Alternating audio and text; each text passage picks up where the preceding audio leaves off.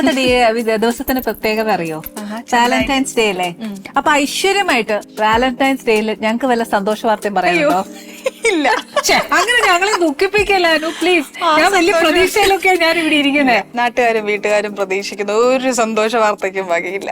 ഒരു വകയില്ല, സൈഡിലും ഇല്ല, ഇല്ലില്ല, മുന്നിലും ഇല്ല, എവിടെയില്ല, റോഡിന് ചോദിക്കുന്നില്ല, ഇല്ല, ഒരു സൈഡിലും ഇല്ല. ഞങ്ങളിപ്പോ ഇപ്പോഴൊന്നും പ്രതീക്ഷിക്കണ്ടേ? അടുത്ത വാലന്റൈൻസ് ഡേക്ക് മുൻപേ ആയിട്ടെങ്കിലും ഇല്ലില്ല. പ്രതീക്ഷയെല്ലാം കളഞ്ഞു, പ്രതീക്ഷയൊക്കെ കളഞ്ഞു. എനിക്ക് വയ്യ. അതന്നെ, അങ്ങനെ ഒരു പ്രതീക്ഷ കളഞ്ഞെന്നെ. ഓ, എന്തോ താല്പര്യമില്ല അതിപ്പോ. ഇപ്പൊ എന്തോ ഞങ്ങള് പ്രായമൊക്കെ ആയില്ല, അമ്മൂമ്മയായി ഞങ്ങള്. എപ്പോ? ആര്? എന്റെ ദൈവമേ, നിങ്ങളൊക്കെ ആയിക്കോ, ഞാനില്ലാട്ടോ ആ കൂട്ടത്തിലൊന്നും. നല്ല കാര്യമില്ല, നമുക്ക് എപ്പോഴും അങ്ങനത്തെ ചിന്ത വേണം. പക്ഷെ ഞാൻ വിചാരിക്കും ആ സമയം കഴിഞ്ഞു പോയത്. അപ്പൊ ഒരു കാര്യം, ഇതുവരെ പ്രണയിച്ചിട്ടില്ല? അതൊക്കെ ഉണ്ട്. പിന്നെ അതുകൊണ്ടാണോ ഇനി വേണ്ടാന്ന് വെച്ചേ? അങ്ങനെയൊന്നുമല്ല, പ്രണയം ഉണ്ടായിട്ടുണ്ട്, അതൊക്കെ അങ്ങനെ ആ വഴി പോയിട്ടുണ്ട്. ആക്ച്വലി അനു, പ്രണയം എന്ന് പറയുന്നത് ഞാനിപ്പോ ഷോ തുടങ്ങുമ്പോഴത്തേന് പറയുമായിരുന്നു. എന്റെ ഒരു എക്സാമ്പിൾ വലുതായിട്ട് ഞാൻ എടുത്തു വെച്ച് പറയുക. ആക്ച്വലി പ്രണയം എന്നൊക്കെ പറയുന്നത് ഭയങ്കര ബ്യൂട്ടിഫുൾ അല്ലേ? പിന്നെ അടിപൊളിയാണ് അല്ലേ?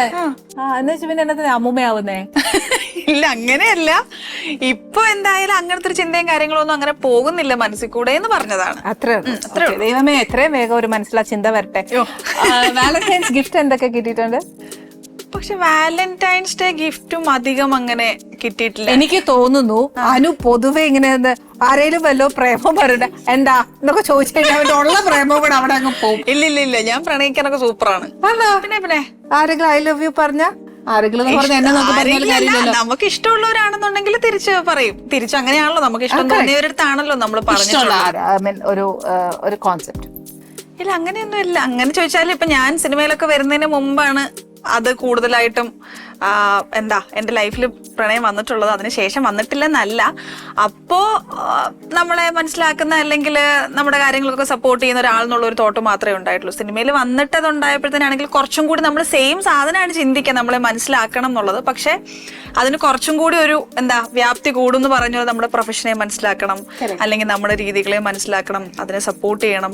അതിനകത്ത് മറ്റേ കോംപ്ലക്സ് അടിക്കുകയോ അല്ലെങ്കിൽ നമ്മളൊരാളുടെ കൂടെ അഭിനയിക്കുമ്പോൾ എന്തെങ്കിലും പ്രശ്നം തോന്നുമോ, അതിന് കുറച്ചും കൂടെ വ്യാപ്തി കൂടിയിട്ടുണ്ട് എന്ന് മാത്രം. അല്ലാണ്ട് കൺസെപ്റ്റ് ഒക്കെ അന്നും ഇന്നും സെയിം തന്നെയാണ്. ശരിക്കും അനു പറഞ്ഞ പോലെ എനിക്കും അങ്ങനെയായിരുന്നു. ഒരു അണ്ടർസ്റ്റാൻഡിങ് പേഴ്സൺ, ഒരു ലവിങ് പേഴ്സൺ, പിന്നെ അഫ്കോഴ്സ് ഒരു ജോലി വേണം. അത്രയൊക്കെ ഞാനും അന്ന് ചിന്തിച്ചിട്ടുള്ളൂ. ദൈവം അനുഗ്രഹിച്ച ദൈവം കൃപ കൊണ്ട് അങ്ങനെ തന്നെ പോകുന്നു. ഒരു കാര്യം ചെയ്യട്ടെ, ഫാമിലി പറയൂ, മോളുടെ വീട്ടിലാരൊക്കെയുണ്ട്? വീട്ടില് അച്ഛൻ, അമ്മ, ചേട്ടന്റെ വൈഫ്, 2 കുട്ടികള്, ഒരു പഗ്. അപ്പച്ചിയും മക്കളും തമ്മിൽ എങ്ങനെയാണ്? നല്ലതാണ്, സൂപ്പറാണ്. എന്നെ അപ്പാന്നാണ് വിളിക്കുക. ചീല ഇല്ല, ഞാൻ തന്നെ മാറ്റിയതാണ്. ഞാൻ വരെ അപ്പച്ചിന്ന് വിളിക്കുമ്പോഴത്തേക്ക് എനിക്കൊരു ഓൾഡ് ജനറേഷനിലെ ആൾക്കാർ വിളിക്കുന്ന പോലെ. അരമണിക്കൂർ മുമ്പ് എന്തോ പറഞ്ഞു ഞങ്ങളോട്. ഇല്ല, അത് എന്റെ പ്രായത്തിനല്ല, എനിക്ക് ആ വേർഡ് അപ്പച്ചിന്ന് വിളിക്കും. നമ്മളിങ്ങനെ അമ്മൂമ്മന്നൊക്കെ വിളിക്കില്ല, അപ്പച്ചി, വല്യമ്മച്ചി,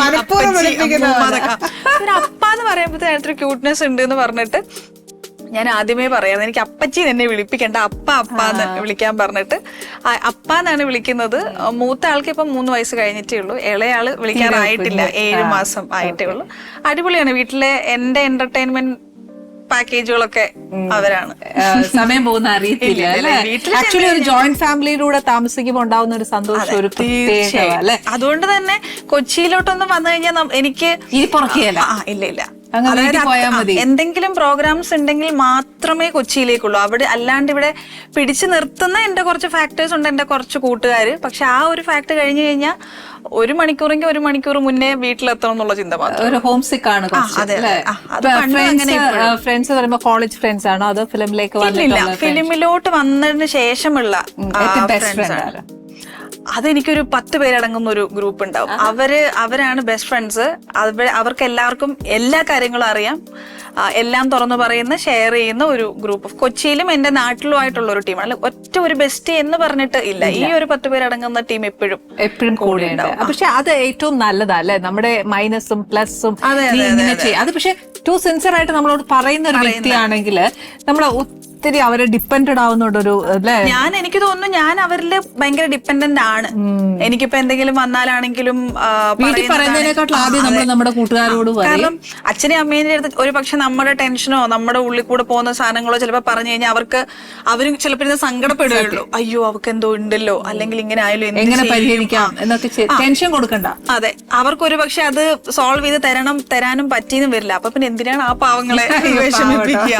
അതുകൊണ്ട് എല്ലാ ടെൻഷനും കാര്യങ്ങളും പ്രശ്നങ്ങളും എല്ലാം കൂട്ടുകാരുടെ അടുത്ത് തന്നെയാണ്. അപ്പൊ കോളേജ് ഫ്രണ്ട്സ് ഉണ്ട് എപ്പോഴും? ഇല്ല, പഠിച്ചവര് കൂട്ടുകാരായിട്ട് ഇപ്പോഴും ഉണ്ട്. ജസ്റ്റ് ഇങ്ങനെ വാട്സാപ്പിൽ മാത്രം കാര്യങ്ങൾ പറയുന്ന ഇതോ, അല്ലാണ്ട് ഡെയിലി അവര് വിളിച്ച സിനിമ വിശേഷം ചോദിക്കുക, ഹായ് ഹലോ പറയാ, എന്തെങ്കിലും പ്രോഗ്രാമിന് വിളിക്കുക, അല്ലെങ്കിൽ എന്തെങ്കിലും ഗെറ്റ് ടുഗദർ പ്ലാൻ ചെയ്താലോ, അല്ലാണ്ട് ഒരു ഭയങ്കരമായിട്ട് കൂട്ട് മെയിൻറ്റെയിൻ ചെയ്യുന്നവര്. സ്റ്റാർ ആയതിനു ശേഷം തിരിച്ച് കോളേജിലൊക്കെ പോയിട്ടുണ്ട് ഫംഗ്ഷൻസ് ഒക്കെ? ഇല്ല, ഞാൻ കോളേജിലാണെങ്കിൽ ഞാൻ കറസ്പോണ്ടൻസ് ആയിട്ടാണ് പിന്നീട് ഞാൻ ഡിഗ്രി ചെയ്തത്. അപ്പൊ +2 വരെ ഉള്ളവരാണ് കൂടുതലായിട്ടും ഉള്ളവര്. അവര് സിനിമയിൽ വന്നതിന് ശേഷം ആണ് പിന്നീടും അവര് കണക്ഷൻ ഒക്കെ വെച്ചിട്ട്, പണ്ട് ആ സമയത്ത് ഫേസ്ബുക്ക് ആണല്ലോ, ഇപ്പോഴാണല്ലോ ഇൻസ്റ്റാഗ്രാമിൽ കൂടെ നമുക്ക് കുറച്ചും കൂടി എല്ലാരെയും അറിയാലോ. അങ്ങനെ കുറെ നേരത്തെ എനിക്കൊന്നും ഇടയ്ക്ക് വിട്ടുപോയിട്ടുള്ള കുറെ ആൾക്കാർ ഇപ്പൊ വീണ്ടും. Annie's Kitchen. Let's cook with love.